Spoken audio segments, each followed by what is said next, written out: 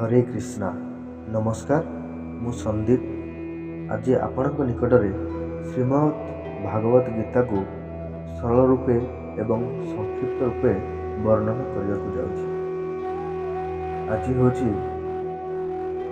अर्जुन विषाद योग प्रथम अध्याय को पढ़ा। नेत्रहीन राजा धृतराष्ट्र जी कि कौरव मानकर पिताटंती निजर सहयोगी संजय को जहां कि युद्ध देखा एवं ताहार वर्णन पाई दिव्य दृष्टि प्रदान करा जायथिला तांको युद्ध क्षेत्र में कौन हैला व्यक्त करने कहले। संजय यह कही आरंभ करछंती कि दुर्योधन केउ भली द्रोणाचार्य निकट को जाइछंती आउ उभय पक्षर विभिन्न योद्धा मानकर वर्णना किपरि करछंती। सेतेबेले कौरव सेनार प्रमुख सेनापति पितामह भीष्म युद्धारंभर संकेत निमंते निजर शंखनाद करुछंती। यहाँ परे पांडव मानक सहित समस्ते निज निज शंखध्वनि करिछंती। अर्जुनक निवेदन रे पांडव मानकर शिरोमणि तथा सेमानकर सारथी श्रीकृष्ण तांकर रथ को उभय सेनार मध्य भाग को नहीं आसुछंती तथा ठीक भीष्म एवं द्रोणक सम्मुख में स्थापन कर देउछंती। युद्ध निमंते एकत्रित सैन्य मानू तथा अन्य समस्त को देखि अर्जुन भय और विषाद डूबी जाइछंती। से निजर दयनीय अवस्था संपर्क में श्रीकृष्ण को कहिछंती स्वजन संहारी युद्ध विरुद्ध रे तर्क करी तांकर से विभिन्न दुष्परिणामर वर्णना करिछंती जहार अंत सामाजिक राजनैतिक व्यवस्थार पूर्ण पतन हेबो। यह जानी अस्त्र शस्त्र छाड़ी देई निज रथरे बसी पड़िले। एहीपरि भावरे से चारि प्रकार तर्क श्रीकृष्ण निकट रखिले। प्रथमे हेउछि एक रे हेउछि एपरि युद्धरे सनातन धर्म नष्ट हेउछि। दुई रे हेउछि वर्ण संकर मानकर उत्पत्ति। तीन रे हेउछि पिंड उदक क्रिया लोप होइजिवो एवं चार रे हेउछि आम्भे माने कुलक्षय द्वारा महान पाप करुछे। एहीपरि भावरे चारि प्रकार तर्क देई अर्जुन युद्ध क्षेत्र निवृत्त होगाकू कहिछंती। एही विषय योगेश्वर कृष्ण कौन कहले ताहा आमे द्वितीय अध्याय पढ़िबा। हरे कृष्ण हरे कृष्णा मु संदीप आज आपणक निकटरे श्रीमद् भागवत गीतार द्वितीय अध्याय जहाँकि सांख्य योग अटे ताहाकू संक्षिप्त रूपे वर्णन करने जाऊँ। प्रथम अध्याय आमे जानिले जे अर्जुन चारोटी तर्क दे कृष्ण को कहले जे मुझे युद्ध क्षेत्र निवृत्त होगा चाहूँगी। ये अध्याय अर्जुन पुणी कहते हे कृष्ण मोर कौन कर्तव्य ताहा मु स्थिर करि पारुना। मु मोर मानसिक भारसाम्य हराई बसुछि। वर्तमान मु आपण को गुरु बोली भावुछि दयाकरी मते उपदेश प्रदान करंतु। यह शुणी श्री भगवान कहिले जानी रख आत्मा सर्वदा अविनाशी अटे ओ समस्त जगत रे परिव्याप्त अटे। से अमर अविनाशीर विनाश करने को केही समर्थ नुहंती। जन्म पर मृत्यु निश्चित ओ मृत्यु पर जन्म निश्चित। यह बदली हेब नाही कि परिहार मध्य करा जाई परिबो नाही। तेणु एहीपरि अपरिहार्य विषय सूचना करिया अनुचित। जदि युद्ध रे निहत हेब तुमको स्वर्ग प्राप्त हेब एवं जदि जीतिजीव तेबे राज्य भोग करियो। तेणु तुमे दृढ़ निश्चय करी युद्ध पाई ठिया हुओ। सुख और दुख लाभ और क्षति जय और पराजय ये सबको समान भाव में देखी युद्ध पाई उद्यत हुओ नहेले पाप अर्जन करिवो। तुमर केवल कर्म रे अधिकार अछि मात्र यार फल रे अधिकार नाही। तेणु तुमे कर्म फल रे उद्देश्य रख नाही कि केबे हेले क्रियाहीन होई रुह नाही। यहाँ पर अर्जुन कहिले हे केशव स्थित प्रज्ञ जोगी काहाकू कहती सेमानकर लक्षण किपरि वचन कहती किपरि बसंती और किपरि विचरण करती ताहा बुझाई कुह। श्री भगवान कहिले दैहिक दैविक तथा भौतिक यही तीनोटी को त्रिताप कहुए। यही त्रिताप दुखरे ଯାହାର ମନ ଉଦ୍ବିଗ୍ନ ହୁଏ ନାହିଁ, ସୁଖ ପ୍ରାପ୍ତିରେ ଯାହାର ସ୍ପୃହା ଦୂରେଇ ଯାଇଛି, ଯାହାର ରାଗ ଭୟ ଓ କ୍ରୋଧ ନଷ୍ଟ ହୋଇଯାଇଛି, ମନନଶୀଳତାର ଚରମ ସୀମାରେ ପହଞ୍ଚିଥିବା ମୁନି ହିଁ ସ୍ଥିତପ୍ରଜ୍ଞ ଅଟନ୍ତି। ଯେଉଁ ବ୍ୟକ୍ତି ତା'ର ଇନ୍ଦ୍ରିୟମାନଙ୍କୁ ସମ୍ପୂର୍ଣ୍ଣ ରୂପେ ବଶୀଭୂତ କରିଛି ଏବଂ ତା'ର ମନ ବୁଦ୍ଧି ମୋଠାରେ ସ୍ଥିର କରିଛି, ସେ ସ୍ଥିତପ୍ରଜ୍ଞ ଅଟେ। ବିଷୟମାନଙ୍କ ଚିନ୍ତନ କରୁଥିବା ପୁରୁଷଙ୍କ ସେହି ବିଷୟରେ ହିଁ ଆସକ୍ତି ହୋଇଯାଇଥାଏ। ଆସକ୍ତିରୁ ହିଁ କାମନା ଉତ୍ପନ୍ନ ହୁଏ। କାମନାରେ ପୂର୍ତ୍ତିରେ ବାଧା ଆସିଲେ ତାହାର କ୍ରୋଧ ଉତ୍ପନ୍ନ ହୁଏ। କ୍ରୋଧରୁ ମୋହଜାତ ହୁଏ ଏବଂ ମୋହରୁ ମସ୍ତିଷ୍କ ଭ୍ରମରେ ପଡ଼େ ଏବଂ ବୁଦ୍ଧିନାଶ ହୁଏ। ଯେତେବେଳେ ବୁଦ୍ଧିନାଶ ହୁଏ, ପୁରୁଷ ନିଜର ଶ୍ରେୟ ସାଧନରୁ ଚ୍ୟୁତ ହୋଇଥାଏ ଏବଂ ପୁନର୍ବାର ଭୌତିକ ସଂସାରରେ ପଡ଼ିଯାଇଥାଏ। ଏହିପରି ଭାବରେ ଶ୍ରୀକୃଷ୍ଣ ଅର୍ଜୁନଙ୍କୁ ଜ୍ଞାନ ଯୋଗ ବିଷୟରେ ବୁଝାଇଲେ। ତେଣୁକରି ଅର୍ଜୁନଙ୍କୁ ନିଷ୍କାମ କର୍ମଯୋଗ ଅପେକ୍ଷା ଜ୍ଞାନ ଯୋଗ ସରଳ ଏବଂ ପ୍ରାପ୍ତିଯୁକ୍ତ ପ୍ରତୀତ ହେଲା ଏବଂ ତାଙ୍କ ମନରେ ଦ୍ୱନ୍ଦ୍ୱ ସୃଷ୍ଟି ହେଲା। ତାଙ୍କ ମନରେ କ'ଣ ଦ୍ୱନ୍ଦ୍ୱ ସୃଷ୍ଟି ହେଲା, ତାହାକୁ ଆମେ ତୃତୀୟ ଅଧ୍ୟାୟରେ ପଢ଼ିବା। ହରେ କୃଷ୍ଣ। ହରେ କୃଷ୍ଣ। ନମସ୍କାର, ମୁଁ ସନ୍ଦୀପ। ଆଜି ଆପଣଙ୍କ ନିକଟରେ ଶ୍ରୀମଦ୍ ଭାଗବତ ଗୀତାର ତୃତୀୟ ଅଧ୍ୟାୟ, ଯାହାକି କର୍ମଯୋଗ ଅଟେ, ତାହାକୁ ସଂକ୍ଷିପ୍ତ ରୂପରେ ବର୍ଣ୍ଣନା କରିବାକୁ ଯାଉଛି। ଦ୍ୱିତୀୟ ଅଧ୍ୟାୟରେ ଭଗବାନ ଶ୍ରୀକୃଷ୍ଣ କହିଲେ, ଏହି ବୁଦ୍ଧି ତୁମ ନିମନ୍ତେ ଜ୍ଞାନ ମାର୍ଗ ବିଷୟରେ କୁହାଗଲା। କେଉଁ ବୁଦ୍ଧି? ଏହି ବୁଦ୍ଧି ହେଉଛି କି ତୁମେ ଯୁଦ୍ଧ କର। ତେଣୁ ଅର୍ଜୁନଙ୍କୁ ନିଷ୍କାମ କର୍ମଯୋଗ ଅପେକ୍ଷା ଜ୍ଞାନ ଯୋଗ ସରଳ ଏବଂ ପ୍ରାପ୍ତିଯୁକ୍ତ ପ୍ରତୀତ ହେଲା। ଏହାଦ୍ୱାରା ଅର୍ଜୁନଙ୍କ ମନରେ ଦ୍ୱନ୍ଦ୍ୱ ସୃଷ୍ଟି ହେଲା ଏବଂ ସେ କୃଷ୍ଣଙ୍କୁ କହିଲେ, ହେ ଜନାର୍ଦ୍ଦନ, ଆପଣଙ୍କ ମତରେ ଜ୍ଞାନ କର୍ମଠାରୁ ଶ୍ରେଷ୍ଠତର, ତେବେ କାହିଁକି ଏ ଘୋର କର୍ମରେ ନିଯୁକ୍ତ ହେବା ପାଇଁ ଆପଣ କହୁଛନ୍ତି? ଏହା ଶୁଣି ଶ୍ରୀ ଭଗବାନ କହିଲେ, କର୍ମ ଆରମ୍ଭ ନ କରି ଏ ଦୁନିଆରେ କେହି ନିଷ୍କର୍ମତା ଅନୁଭବ କରି ନାହିଁ ଏବଂ ସନ୍ନ୍ୟାସ ନେଇ ମଧ୍ୟ କେହି ସିଦ୍ଧିପ୍ରାପ୍ତ ହୋଇନାହାନ୍ତି। ତେଣୁ ହେ ଅର୍ଜୁନ, ତୁମର ସମସ୍ତ କର୍ମ ମୋତେ ସମର୍ପଣ କରି ତୁମର ମନ ମୋଠାରେ ସ୍ଥିର କରି କୌଣସି ଫଳ କାମନା ନ ରଖି ଏବଂ ମିଥ୍ୟା ଅହଙ୍କାର ଓ ଆଳସ୍ୟ ତ୍ୟାଗ କରି ଯୁଦ୍ଧ କର। ସ୍ୱଭାବରୁ ଉତ୍ପନ୍ନ କର୍ମରେ ପ୍ରବୃତ୍ତ ହେବାର କ୍ଷମତା ହିଁ ସ୍ୱଧର୍ମ। ସ୍ୱଧର୍ମ ଆଚରଣରେ ମରିଯିବା ମଧ୍ୟ କଲ୍ୟାଣକାରକ। ଯେଉଁଠାରୁ ସାଧନା ଛୁଟିଯିବ, ନୂତନ ଶରୀର ମିଳିବା ପରେ ପୁନଃ ସେଠାରୁ ଆରମ୍ଭ ହେବ। ଉତ୍କୃଷ୍ଟ ସାଧକମାନଙ୍କର ନକଲ ଯଦି ତୁମେ କରିବ, ତାହେଲେ ତୁମେ ସେ ସାଧକଙ୍କର ସିଦ୍ଧି ପ୍ରାପ୍ତ ହେବ ନାହିଁ, କେବଳ ତୁମେ ଭୟକୁ ପ୍ରାପ୍ତ ହେବ। ସେଥିପାଇଁ ତୁମର ଯାହା ସ୍ୱଧର୍ମ ଅଟେ, ତାହା ନିମ୍ନ ହେଲେ ମଧ୍ୟ ତୁମେ ସ୍ୱଧର୍ମ ରକ୍ଷା କରିବା ପାଇଁ ସେହି କର୍ମ କର। ଅର୍ଜୁନ କହୁଛନ୍ତି, ହେ ବାର୍ଷ୍ଣେୟ, କାହା ଦ୍ୱାରା ପରିଚାଳିତ ହୋଇ ଅନିଚ୍ଛା ସତ୍ତ୍ୱେ ମନୁଷ୍ୟ ପାପକର୍ମ କରିବାକୁ ବାଧ୍ୟ ହୁଏ?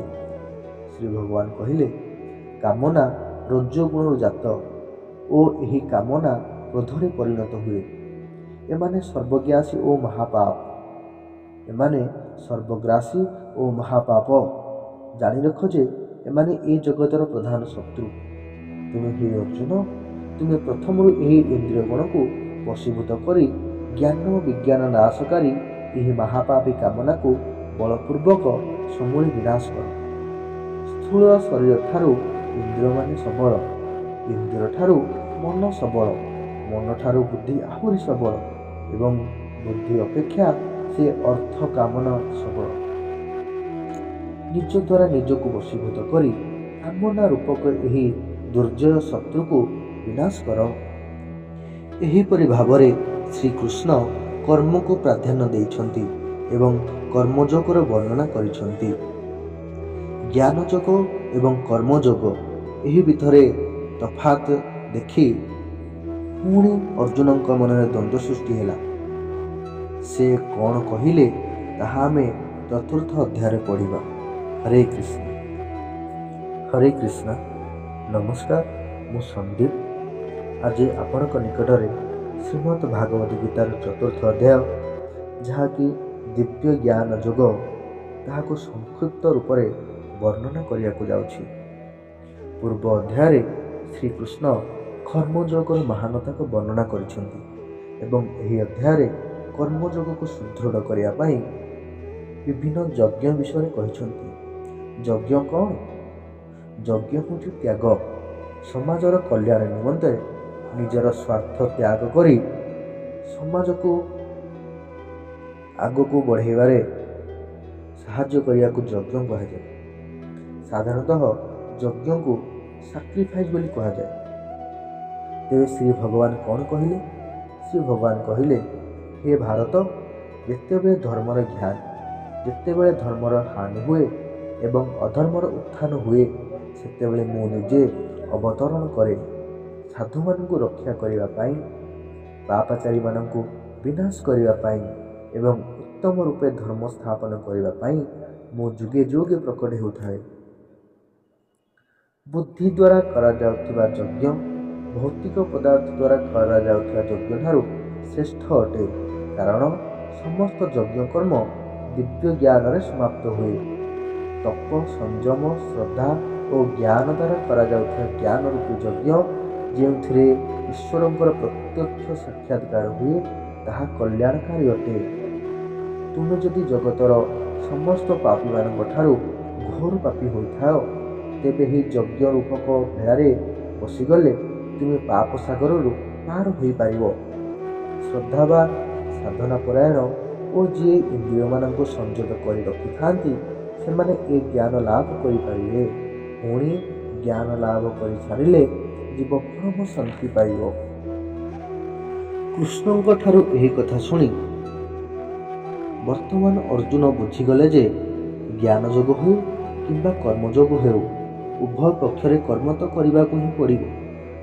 ତେବେ ଅର୍ଜୁନଙ୍କର ପାଇଁ କେଉଁଟା ଶ୍ରେୟସ୍କର ହେବ, ଜ୍ଞାନ ଯୋଗ ନା କର୍ମଯୋଗ? ତାହା ସେ ଶ୍ରୀକୃଷ୍ଣଙ୍କୁ ପଚାରିଲେ ଏବଂ ଶ୍ରୀକୃଷ୍ଣ ତାହାର କ'ଣ ଉତ୍ତର ଦେଲେ, ତାହା ଆମେ ପଞ୍ଚମ ଅଧ୍ୟାୟରେ ପଢ଼ିବା। ହରେ କୃଷ୍ଣ। ହରେ କୃଷ୍ଣ। ନମସ୍କାର, ମୁଁ ସନ୍ଦୀପ। ଆଜି ଆପଣଙ୍କ ନିକଟରେ ଶ୍ରୀମଦ୍ ଭାଗବତ ଗୀତାର ପଞ୍ଚମ ଅଧ୍ୟାୟ, ଯାହାକି କର୍ମ ସନ୍ନ୍ୟାସ ଯୋଗ, ତାହାକୁ ସଂକ୍ଷିପ୍ତ ରୂପରେ ବର୍ଣ୍ଣନା କରିବାକୁ ଯାଉଛି। ଦ୍ୱିତୀୟ ଅଧ୍ୟାୟରେ ଶ୍ରୀକୃଷ୍ଣଙ୍କ ଠାରୁ ଜ୍ଞାନ ଯୋଗ ଶୁଣିଲା ପରେ ଏବଂ ତୃତୀୟ ଓ ଚତୁର୍ଥ ଅଧ୍ୟାୟରେ ଶ୍ରୀକୃଷ୍ଣଙ୍କ ଠାରୁ କର୍ମଯୋଗର ମହାନତା ଶୁଣିଲା ପରେ ଅର୍ଜୁନଙ୍କ ମନରେ ସଂଶୟ ଜାତ ହେଲା। ତେଣୁକରି ଅର୍ଜୁନ ଶ୍ରୀକୃଷ୍ଣଙ୍କୁ କହୁଛନ୍ତି ଯେ, ହେ କୃଷ୍ଣ, ଆପଣ କର୍ମ ସନ୍ନ୍ୟାସ ବା ସମ୍ପୂର୍ଣ୍ଣ କର୍ମ ତ୍ୟାଗର ପ୍ରଶଂସା କରୁଛନ୍ତି, ପୁଣି କର୍ମଯୋଗର ମଧ୍ୟ ପ୍ରଶଂସା କରୁଛନ୍ତି। ତେଣୁ ଏହି ଦୁହିଁଙ୍କ ମଧ୍ୟରୁ କେଉଁଟି ଶ୍ରେୟ ମୋତେ କୁହନ୍ତୁ। ସାଂଖ୍ୟ ଯୋଗରେ କର୍ମ ସନ୍ନ୍ୟାସ କଥା କହିଛନ୍ତି, କର୍ମଯୋଗରେ ନିଷ୍କାମ କର୍ମ କଥା କହିଛନ୍ତି। ମୋ ପକ୍ଷରେ କେଉଁଟା ଶ୍ରେୟସ୍କର ହେବ? ଶ୍ରୀ ଭଗବାନ କହିଲେ, ଅଜ୍ଞ ଲୋକ ହିଁ ସାଂଖ୍ୟ ଯୋଗ ଓ କର୍ମଯୋଗକୁ ଭିନ୍ନ ଭିନ୍ନ ଫଳଦାୟୀ ବୋଲି କହନ୍ତି। ଏହି ଦୁଇଟି ମଧ୍ୟରୁ ଗୋଟିକ ମଧ୍ୟରେ ସମ୍ୟକ ରୂପେ ସ୍ଥିତ ହୋଇଗଲେ ମନୁଷ୍ୟ ଉଭୟରେ ଫଳସ୍ୱରୂପ ପରମାତ୍ମା ପ୍ରାପ୍ତ ହୋଇଥାନ୍ତି। ତତ୍ତ୍ୱବେତ୍ତା ସାଂଖ୍ୟଯୋଗୀ ଦେଖିବା, ଶୁଣିବା, ସ୍ପର୍ଶ କରିବା, ଆଘ୍ରାଣ କରିବା, ଭୋଜନ କରିବା, ଯାତାୟାତ କରିବା, ନିଦ୍ରା ଯିବା, ଶ୍ୱାସକ୍ରିୟା କରିବା, କଥା ଗପିବା, ମଳମୂତ୍ର ବର୍ଜନ କରିବା, ଗ୍ରହଣ କରିବା, ଆଖି ଖୋଲିବା ଓ ଆଖିପତା ପକାଇବା ଇତ୍ୟାଦି କେବଳ ଇନ୍ଦ୍ରିୟଗଣ ଭୋଗ୍ୟ ବିଷୟ ପାଇଁ ନିଜେ ନିଜର କର୍ମ କରିଚାଲିଛନ୍ତି ବୋଲି ଜାଣି ମୁଁ କିଛି କରୁନାହିଁ ବୋଲି ଭାବୁଥାନ୍ତି। ପଣ୍ଡିତମାନେ ଅର୍ଥାତ୍ ଆତ୍ମଜ୍ଞାନୀ ମାନେ ବିଦ୍ୱାନ, ବିନୟୀ ଓ ଗୁଣୀ ବ୍ରାହ୍ମଣମାନଙ୍କୁ ଯେପରି ଦେଖନ୍ତି, ସେହିପରି ଗୋରୁ, ହସ୍ତୀ, ଶ୍ୱାନ ପ୍ରଭୃତି ସର୍ବ ଜୀବ ଓ ଜନ୍ତୁମାନଙ୍କୁ ମଧ୍ୟ ସମଦୃଷ୍ଟିରେ ଦେଖନ୍ତି। ସମସ୍ତ ବାହ୍ୟ ଇନ୍ଦ୍ରିୟ ଭୋଗ ବିଷୟବସ୍ତୁକୁ ତ୍ୟାଗ କରି ଚକ୍ଷୁ ବା ଦୃଷ୍ଟିକୁ ଦୁଇ ଭ୍ରୁଲତା ମଧ୍ୟରେ ସ୍ଥିର କରି ନାସା ମଧ୍ୟରେ ପ୍ରାଣ ଓ ଅପାନ ବାୟୁ, ଯାହାକୁ କି ପ୍ରଶ୍ୱାସ ଓ ନିଶ୍ୱାସ ବାୟୁ ମଧ୍ୟ କହନ୍ତି, ନାସା ଭିତରେ ତାହାକୁ ରୁଦ୍ଧ କରି, ଅର୍ଥାତ୍ ଯୋଗୀ ମନ, ବୁଦ୍ଧି ଓ ଇନ୍ଦ୍ରିୟ ଗୁଡ଼ିକୁ ଏହିପରି ଭାବରେ ସଂଯତ କରି କାମ, କ୍ରୋଧ ଓ ଭୟରୁ ମୁକ୍ତ ହୁଅନ୍ତି। ଯେ ସର୍ବଦା ଏହି ଅବସ୍ଥାରେ ଥାଆନ୍ତି ସେ ବାସ୍ତବରେ ମୁକ୍ତ ଅଟନ୍ତି।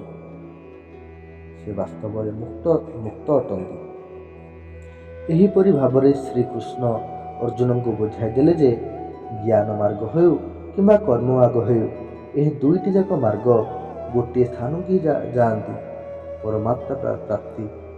ହେଲେ ମଧ୍ୟ ସାଂଖ୍ୟ ଯୋଗ ଅପେକ୍ଷା ନିଷ୍କାମ କର୍ମଯୋଗ ଶ୍ରେଷ୍ଠ, କାରଣ ନିଷ୍କାମ କର୍ମର ଆଚରଣ ନ କରି କେହି ମଧ୍ୟ ସନ୍ନ୍ୟାସୀ ହୋଇନଥାନ୍ତି। ଅତଃ ସ୍ପଷ୍ଟ ହେଉଛି ଯେ ସେହି ନିର୍ଦ୍ଧାରିତ କର୍ମ ନ କରି କେହି ସନ୍ନ୍ୟାସୀ ହୋଇନଥାନ୍ତି ଏବଂ ନା କେହି ଯୋଗୀ ମଧ୍ୟ ହୋଇନଥାନ୍ତି। ଏହା ଶୁଣି ଅର୍ଜୁନଙ୍କ ମନରେ ସନ୍ନ୍ୟାସୀ ଓ ଯୋଗୀ କିଏ ଅଟନ୍ତି ତାହା ମନରେ ଉଙ୍କି ମାରିଲା ଏବଂ ତାହାର ଉତ୍ତର ଶ୍ରୀ ଭଗବାନ 6ଠ ଅଧ୍ୟାୟରେ ବର୍ଣ୍ଣନା କରିଛନ୍ତି।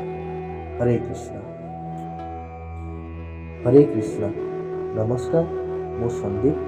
ଆଜି ଆପଣଙ୍କ ନିକଟରେ ଶ୍ରୀମଦ୍ ଭାଗବତ ଗୀତାର 6ଠ ଅଧ୍ୟାୟ, ଯାହାକି ଧ୍ୟାନ ଯୋଗ, ତାହାକୁ ବର୍ଣ୍ଣନା କରିବାକୁ ଯାଉଛି।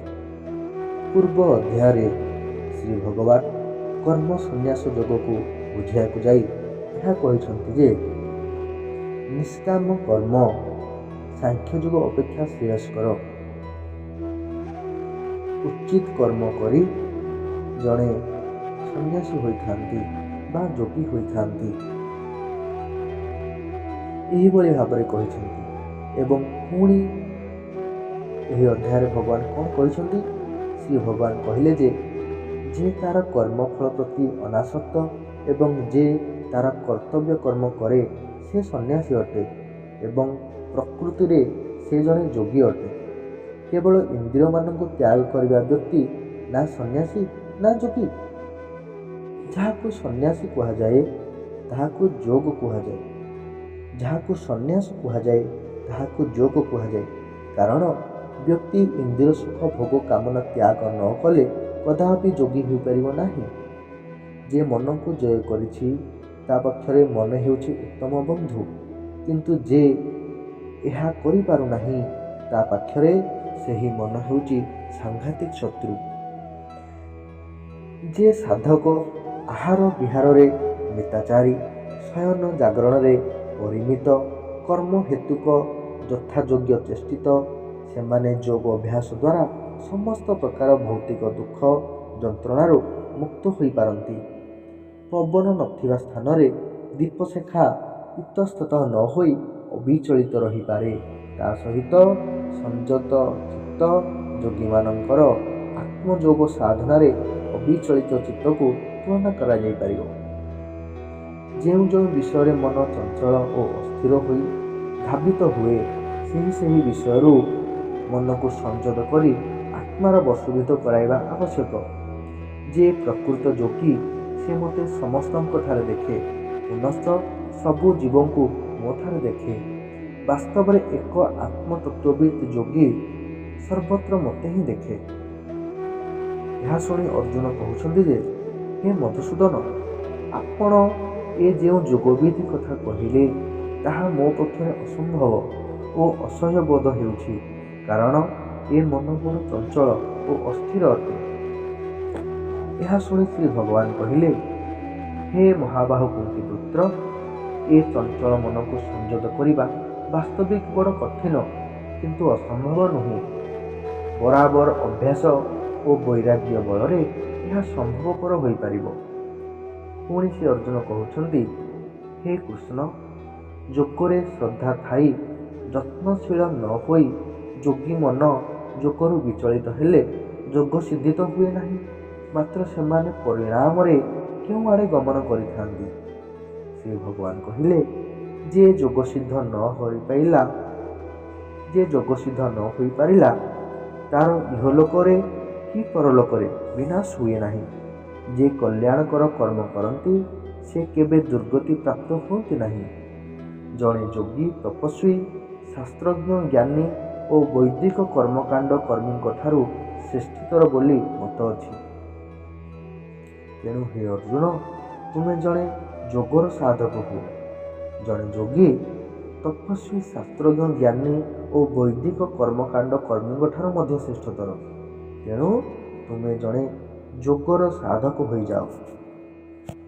ଏହାପରେ ଶ୍ରୀ ଭଗବାନ କହିଲେ ଯେ ଯେଉଁ ଯୋଗୀ ଶୁଦ୍ଧ ଅନ୍ତଃକରଣରେ ମୋ ଠାରେ ଅର୍ଥାତ୍ ପରମାତ୍ମା ଠାରେ ସମ୍ପୂର୍ଣ୍ଣ ରୂପରେ ସ୍ଥିତ ହୋଇଥାଏ ତାହାକୁ ମୁଁ ଅତିଶୟ ଶ୍ରେଷ୍ଠ ଯୋଗୀ ମାନିଥାଏ। ପରମାତ୍ମାରେ ସମ୍ପୂର୍ଣ୍ଣ ରୂପରେ ସ୍ଥିତି କ'ଣ? ବହୁତ ଯୋଗୀ ପରମାତ୍ମାଙ୍କୁ ପ୍ରାପ୍ତ ତ କରିଥାନ୍ତି, କିନ୍ତୁ କିଛି ନା କିଛି ଦୁର୍ବଳତା ସେମାନଙ୍କୁ ବାଧା ଦେଉଥାଏ। ଯୋଗୀର ନିକଟରେ ଏହି ଦୁର୍ବଳତା ଲେଶ ମାତ୍ର ନ ରହିବା ଆବଶ୍ୟକ। ଏହିପରି ଅବସ୍ଥା କେବେ ଆସିବ? ସମ୍ପୂର୍ଣ୍ଣ ରୂପେ ପରମାତ୍ମାଙ୍କ ଜାନକାରୀ କେବେ ଆସିବ? ଏହିପରି କେବେ ହେବ? ଏହାକୁ ଶ୍ରୀ ଭଗବାନ ସପ୍ତମ ଅଧ୍ୟାୟରେ ବର୍ଣ୍ଣନା କରିଛନ୍ତି। ହରେ କୃଷ୍ଣ ହରେ କୃଷ୍ଣ। ନମସ୍କାର, ମୁଁ ସନ୍ଦୀପ। ଆଜି ଆପଣଙ୍କୁ ଶ୍ରୀମଦ୍ ଭାଗବତ ଗୀତାର ସପ୍ତମ ଅଧ୍ୟାୟ, ଯାହାକି ଜ୍ଞାନ ବିଜ୍ଞାନ ଯୋଗ ଅଟେ, ତାହା ବର୍ଣ୍ଣନା କରିବାକୁ ଯାଉଛି। ପୂର୍ବ ଅଧ୍ୟାୟରେ ଶ୍ରୀ ଭଗବାନ ସନ୍ନ୍ୟାସ ଏବଂ ଯୋଗ ବିଷୟରେ ବର୍ଣ୍ଣନା କରିଥିଲେ। ଏହି ଅଧ୍ୟାୟରେ ସେ ଜଣେ ଯୋଗୀ କଥା କହିଛନ୍ତି। ଶ୍ରୀ ଭଗବାନ କହିଲେ, ସହସ୍ର ମନୁଷ୍ୟମାନଙ୍କ ମଧ୍ୟରେ କେଉଁଠି କେହି ଜଣେ ସିଦ୍ଧି ଲାଭ ପାଇଁ ଉଦ୍ୟମ କରୁଥିବେ ଓ ସେହି ଉଦ୍ୟମୀମାନଙ୍କ ମଧ୍ୟରେ କେଉଁଠି କିପରି ଜଣେ ତତ୍ତ୍ୱତଃ ମୋତେ ଜାଣିପାରୁଥିବେ। ମୋର ଏହି ଦୁଇ ପ୍ରକାର ପ୍ରକୃତି, ଗୋଟେ ହେଉଛି ପରା ପ୍ରକୃତି ଆଉ ଗୋଟେ ହେଉଛି ଅପରା ପ୍ରକୃତି। ଏହି ଦୁଇ ପ୍ରକାର ପ୍ରକୃତିର ସଂଯୋଗରୁ ସମଗ୍ର ଜୀବଜଗତର ଉତ୍ପତ୍ତି ବୋଲି ତୁମେ ଜାଣି ରଖ ଏବଂ ମୁଁ ହିଁ ଜଗତର ସୃଷ୍ଟି ଓ ପ୍ରଳୟର କାରଣ। ସତ୍ତ୍ୱ ରଜ ତମ ଏହି ତିନି ଗୁଣର ଭାବରେ ଏ ସମସ୍ତ ଜଗତ ବିମୋହିତ ହୋଇଥିବାରୁ ମୁଁ ଯେ ତ୍ରିଗୁଣାତୀତ ଓ ଅବିନାଶୀ ବୋଲି ଜାଣିପାରନ୍ତି ନାହିଁ। ସତ୍ତ୍ୱ ରଜ ତମ ଏହି ତିନି ଗୁଣର ଭାବରେ ଏ ସମସ୍ତ ଜଗତ ବିମୋହିତ ହୋଇଯାଇଥିବାରୁ ମୁଁ ତ୍ରିଗୁଣାତୀତ ଓ ଅବିନାଶୀ ବୋଲି କେହି ଜାଣିପାରନ୍ତି ନାହିଁ। ମୋର ଏହି ଗୁଣମୟୀ ଦୈବୀ ମାୟାକୁ ବାହାର କରିବା ବଡ଼ ଦୁସ୍ତର ଅଟେ। ଯେଉଁମାନେ ମୋର ଶରଣାପନ୍ନ ହୁଅନ୍ତି ସେମାନେ ଏ ଦୈବୀ ମାୟାକୁ ତରି ଯାଆନ୍ତି। ହେ ଭରତ ଶ୍ରେଷ୍ଠ, ଚାରି ପ୍ରକାରର ପୁଣ୍ୟକର୍ମା ବ୍ୟକ୍ତି ମୋର ଭଜନ କରନ୍ତି। ସେମାନେ ହେଲେ ଆର୍ତ, ତତ୍ତ୍ୱଜିଜ୍ଞାସୀ, ଅର୍ଥଲିପ୍ସୁ ଓ ଜ୍ଞାନୀ। ଆର୍ତ ଯିଏ ରୋଗଗ୍ରସ୍ତ ଓ ଦୁଃଖିତ ଓ ବିଷାଦଗ୍ରସ୍ତ, ତତ୍ତ୍ୱଜିଜ୍ଞାସୀ ଯିଏ ତତ୍ତ୍ୱଜ୍ଞାନ ବିଷୟରେ ଜାଣିବାକୁ ପ୍ରୟାସୀ, ଅର୍ଥଲିପ୍ସୁ ଯିଏ ଧନ ସମ୍ପଦ ପାଇବାକୁ ଇଚ୍ଛୁକ ଏବଂ ଜ୍ଞାନୀ ଯିଏ ଜ୍ଞାନ ପାଇବାକୁ ଇଚ୍ଛୁକ। ଅନେକ ଜନ୍ମ ମୃତ୍ୟୁ ପରେ ବା ଅନ୍ତିମ ଜନ୍ମରେ ବା ମନୁଷ୍ୟ ଜନ୍ମରେ ବାସୁଦେବ ହିଁ ସବୁକିଛି, ଏହା ଉପଲବ୍ଧି କରି ଜ୍ଞାନୀମାନେ ମୋର ଶରଣାପନ୍ନ ହୁଅନ୍ତି।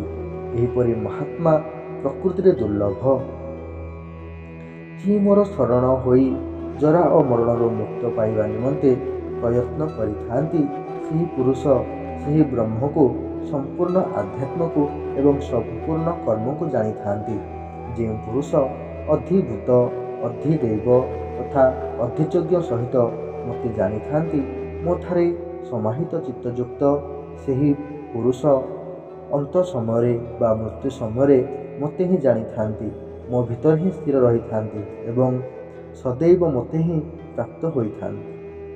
ଏହିପରି ଭାବରେ ଶ୍ରୀକୃଷ୍ଣ ଅର୍ଜୁନଙ୍କୁ ବୁଝାଇ ଦେଲେ ଭଗବାନଙ୍କର ଦୁଇ ପ୍ରକାର ପ୍ରକୃତି କ'ଣ, ଅଧିଯଜ୍ଞ କ'ଣ, ଅଧିଭୂତ କ'ଣ, ଅଧିଦୈବ କ'ଣ, ଏହା ବିଷୟରେ ଜାଣିବା ପାଇଁ ଜିଜ୍ଞାସା ଜାତ ହେଲା, ଯାହାକୁ କି ଶ୍ରୀ ଭଗବାନ ଅଷ୍ଟମ ଅଧ୍ୟାୟରେ ବର୍ଣ୍ଣନା କରିଛନ୍ତି।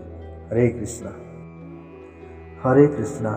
ନମସ୍କାର, ମୁଁ ସନ୍ଦୀପ ଆପଣଙ୍କ ନିକଟରେ ଶ୍ରୀମଦ୍ ଭଗବତ ଗୀତାର ଅଷ୍ଟମ ଅଧ୍ୟାୟ, ଯାହାକି ଅକ୍ଷର ବ୍ରହ୍ମଯୋଗ, ତାହାକୁ ସଂକ୍ଷିପ୍ତ ରୂପରେ ବର୍ଣ୍ଣନା କରିବାକୁ ଯାଉଅଛି। ପୂର୍ବ ଅଧ୍ୟାୟରେ ଶ୍ରୀ ଭଗବାନ ପୁଣ୍ୟକର୍ମ କରୁଥିବା ବ୍ୟକ୍ତି ବ୍ରହ୍ମକୁ, ସମ୍ପୂର୍ଣ୍ଣ କର୍ମକୁ, ସମ୍ପୂର୍ଣ୍ଣ ଆଧ୍ୟାତ୍ମକୁ, ସମ୍ପୂର୍ଣ୍ଣ ଅଧିଦୈବକୁ, ଅଧିଭୂତ ଏବଂ ଅଧିଯଜ୍ଞ ସହିତ ଶ୍ରୀ ଭଗବାନଙ୍କୁ ପାଇପାରିବେ ବୋଲି କହିଥିଲେ। ଏହି ବିଷୟରେ ଅର୍ଜୁନ ଏହି ଅଧ୍ୟାୟର ପ୍ରାରମ୍ଭରେ ହିଁ ଶବ୍ଦମାନଙ୍କୁ ଦୋହରାଇ ପ୍ରଶ୍ନ କଲେ, ହେ ପୁରୁଷୋତ୍ତମ, ବ୍ରହ୍ମ କ'ଣ, ଆଧ୍ୟାତ୍ମ କ'ଣ ଓ କର୍ମ କ'ଣ? ଅଧିଭୂତ ଓ ଅଧିଦେବ କହିଲେ କାହାକୁ ବୁଝାଏ? ହେ ମଧୁସୂଦନ, ଅଧିଯୋଗ୍ୟ କିଏ, ଏ ଶରୀରରେ କିପରି ଥାଏ ଓ ନିୟତ ଚିତ୍ତ ଲୋକ କିପରି ମୃତ୍ୟୁ ସମୟରେ ତୁମକୁ ଜାଣିପାରିବ। ଏହାପରେ ଶ୍ରୀ ଭଗବାନ କହିଲେ, ଅବିନାଶୀ ଦିବ୍ୟ ଜୀବାତ୍ମାକୁ ହିଁ ବ୍ରହ୍ମ କୁହାଯାଏ ଏବଂ ତାର ଶାଶ୍ୱତ ପ୍ରକୃତି, ଯାହାକୁ କି ପରା ପ୍ରକୃତି କୁହାଯାଏ, ତାହାକୁ ଆଧ୍ୟାତ୍ମ କୁହାଯାଏ।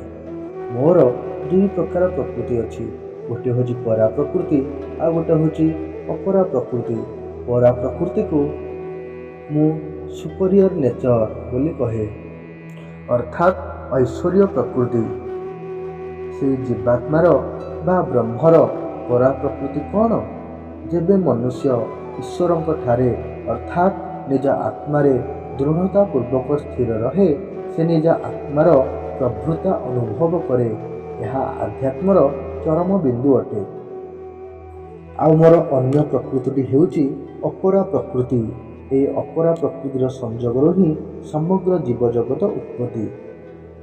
ମୋର ଏହି ଅପରା ପ୍ରକୃତି 8ଟି ଅଛି, 5ଟି ତତ୍ତ୍ୱ, ମନ, ବୁଦ୍ଧି, ଅହଙ୍କାର। ଏବେ ଅର୍ଜୁନ, ମୁଁ ତୁମକୁ ସକାମ କର୍ମ ବିଷୟରେ କହୁଛି। ଏ ଭୌତିକ ଶରୀରମାନଙ୍କର ଅଭିବୃଦ୍ଧି ନିମିତ୍ତ ଯେଉଁ କାର୍ଯ୍ୟ କରାଯାଏ ତାହାକୁ ସକାମ କର୍ମ କୁହାଯାଏ। ଜନ୍ମ ମୃତ୍ୟୁ ଅନ୍ତର୍ଭୁକ୍ତ କ୍ଷର ଭାବ ପଦାର୍ଥ ଅଧିଭୂତ ଅଟେ। ତା ଅର୍ଥାତ୍ ଯେଉଁ ଭୌତିକ ବସ୍ତୁଗୁଡ଼ିକ ଜନ୍ମ ମୃତ୍ୟୁ ଜଞ୍ଜାଳରେ ପଡ଼ିଥାନ୍ତି, ସେହି କ୍ଷର ପଦାର୍ଥ ଗୁଡ଼ିକୁ ଅଧିଭୂତ କୁହାଯାଏ। ସମସ୍ତ ଦେବତାଙ୍କର ନିୟନ୍ତ୍ରଣକାରୀ ଲୋକକୁ ଅଧିଦେବ କୁହାଯାଏ। ସମସ୍ତ ଦେବତାଙ୍କର ନିୟନ୍ତ୍ରଣକାରୀ କିଏ? ମୁଁ ହେଉଛି ସମସ୍ତ ଦେବତାଙ୍କର ନିୟନ୍ତ୍ରଣକାରୀ, ଅର୍ଥାତ୍ ଭଗବାନଙ୍କର ବିଶ୍ୱରୂପ, ଯାହା ଦେବତାଙ୍କୁ ବି ଶାସନ କରେ, ତାହାକୁ ଅଧିଦେବ କୁହାଯାଏ। ଏବଂ ଏ ଦେହରେ ଅନ୍ତର୍ଯାମୀ ରୂପେ ଅବସ୍ଥିତ ଥିବା ମୁଁ ହିଁ ଅଧିଯୋଗ୍ୟ ଅଟେ, ଅର୍ଥାତ୍ ସମସ୍ତ ଯଜ୍ଞକୁ ରକ୍ଷା କରୁଥିବା ଲୋକ ମୁଁ ହିଁ ଅଧିଯୋଗ୍ୟ ଅଟେ। ଯେ ଅନ୍ତକାଳରେ ମୋତେ ହିଁ ସ୍ମରଣ କରି କଳେବର ତ୍ୟାଗ କରେ, ସେ ମୋତେ ହିଁ ପ୍ରାପ୍ତ କରେ, ଏଥିରେ ସନ୍ଦେହ ନାହିଁ। ଯେଉଁ ମହାତ୍ମାମାନେ ମୋତେ ଲାଭ କରି ପରମ ମୋକ୍ଷ ଲାଭ କରନ୍ତି ଏବଂ ତାଙ୍କୁ ଏ ଦୁଃଖପୂର୍ଣ୍ଣ ଅନିତ୍ୟ ସଂସାରରେ ପୁନର୍ଜନ୍ମ ନେବାକୁ ପଡ଼େ ନାହିଁ। ଯିଏ 1000 ଚତୁର୍ଯୁଗ ବ୍ରହ୍ମାଙ୍କ ରାତ୍ରି ଏବଂ 1000 ଚତୁର୍ଯୁଗ ତାହାଙ୍କର ଦିନକୁ ସାକ୍ଷାତ ଜାଣିଥାନ୍ତି, ସେ ପୁରୁଷ ସମୟର ତତ୍ତ୍ୱକୁ ଯଥାର୍ଥ ଜାଣିଥାନ୍ତି। ଏଠାରେ ଦିନ ମାନେ ବିଦ୍ୟା ଆଉ ରାତ୍ରି ମାନେ ଅବିଦ୍ୟା। ବିଦ୍ୟା ଦ୍ୱାରା ସଂଯୁକ୍ତ ବୁଦ୍ଧି ହିଁ ବ୍ରହ୍ମାଙ୍କର ଦିନ ଅଟେ। ଅନ୍ତଃକରଣର ସହସ୍ର ପ୍ରବୃତ୍ତିମାନଙ୍କରେ ଈଶ୍ୱରୀୟ ପ୍ରକାଶ ସଞ୍ଚାର ହୋଇଥାଏ। ଏହିପରି ଅବିଦ୍ୟାର ରାତି ଆସିଲେ ଅନ୍ତଃକରଣର ସମସ୍ତ ପ୍ରବୃତ୍ତିରେ ମାୟାର ଦ୍ୱନ୍ଦ୍ୱ ପ୍ରବାହିତ ହୋଇଥାଏ। ଏହିପରି ଭାବରେ ଶ୍ରୀ ଭଗବାନ 2ଟି ମାର୍ଗ ବତାଇ ଦେଲେ, ଗୋଟିଏ ହେଉଛି ପ୍ରକାଶ ମାର୍ଗ ଆଉ ଗୋଟିଏ ହେଉଛି ମାୟା ଦ୍ୱାରା ଆଚ୍ଛାଦିତ ମାର୍ଗ। ଏହି 2ଟି ମାର୍ଗରୁ ମଧ୍ୟରୁ ପ୍ରଥମ ମାର୍ଗ ଅର୍ଥାତ୍ ପ୍ରକାଶ ମାର୍ଗ, ଯାହାକି ବ୍ରହ୍ମଲୋକ ପର୍ଯ୍ୟନ୍ତ ଆମକୁ ନେଇଯାଏ, ଯେଉଁଠାରୁ ପୁନର୍ଗମନ ହୁଏ ନାହିଁ। କିନ୍ତୁ ଦ୍ୱିତୀୟ ମାର୍ଗଟି ପିତୃଲୋକକୁ ନେଇଯାଇଥାଏ, ଯେଉଁଠାରୁ ମୃତ୍ୟୁ ଲୋକରୁ ପୁନରାଗମନ ହୋଇଥାଏ। ଯେଉଁ ଯୋଗୀ ଏହି ମାର୍ଗକୁ ଜାଣନ୍ତି, ସେ କଦାପି ଭ୍ରମିତ ହୁଅନ୍ତି ନାହିଁ। ଏହି ଅଧ୍ୟାୟରେ ଶ୍ରୀ ଭଗବାନ ଅର୍ଜୁନଙ୍କୁ ବୁଝାଇଦେଲେ ଯେ ପରମେଶ୍ୱର ଅର୍ଥାତ୍ ଶ୍ରୀକୃଷ୍ଣଙ୍କୁ ସ୍ମରଣ କରିବା କଥା। କିନ୍ତୁ ଅର୍ଜୁନଙ୍କ ମନରେ ପୁଣି ପ୍ରଶ୍ନ ଉଙ୍କି ମାଇଲା ଯେ ଯେଉଁ ବ୍ୟକ୍ତି ପରମ ପୁରୁଷ ଅର୍ଥାତ୍ ଶ୍ରୀକୃଷ୍ଣଙ୍କୁ ସ୍ମରଣ କରନ୍ତି ନାହିଁ, କିନ୍ତୁ ସେ ଅନ୍ୟ ଦେବାଦେବୀମାନଙ୍କୁ ସମ୍ପୂର୍ଣ୍ଣ ଭକ୍ତିରେ ସ୍ମରଣ କରନ୍ତି, ତାହାଙ୍କର କେଉଁମାନଙ୍କୁ ଗତି ହୁଏ? ଏହାର ଉତ୍ତର ଶ୍ରୀ ଭଗବାନ ପରବର୍ତ୍ତୀ ଅଧ୍ୟାୟମାନଙ୍କରେ କହିଛନ୍ତି। ହରେ କୃଷ୍ଣ। ହରେ କୃଷ୍ଣ। ନମସ୍କାର, ମୁଁ ସନ୍ଦୀପ ଆପଣଙ୍କ ନିକଟରେ ଶ୍ରୀମଦ୍ ଭାଗବତ ଗୀତାର 9ମ ଅଧ୍ୟାୟ ରାଜବିଦ୍ୟା ରାଜଗୁହ୍ୟ ଯୋଗର ସଂକ୍ଷିପ୍ତ ବର୍ଣ୍ଣନା କରିବାକୁ ଯାଉଛି। ପୂର୍ବ ଅଧ୍ୟାୟରେ ଶ୍ରୀ ଭଗବାନ ପରମେଶ୍ୱର ଶ୍ରୀକୃଷ୍ଣଙ୍କୁ ସ୍ମରଣ କରିବାକୁ କହିଥିଲେ ଏବଂ ବ୍ରହ୍ମଲୋକ ଏବଂ ପିତୃଲୋକକୁ ଯିବା ପାଇଁ 2ଟି ମାର୍ଗ ବିଷୟରେ ମଧ୍ୟ ବର୍ଣ୍ଣନା କରିଥିଲେ।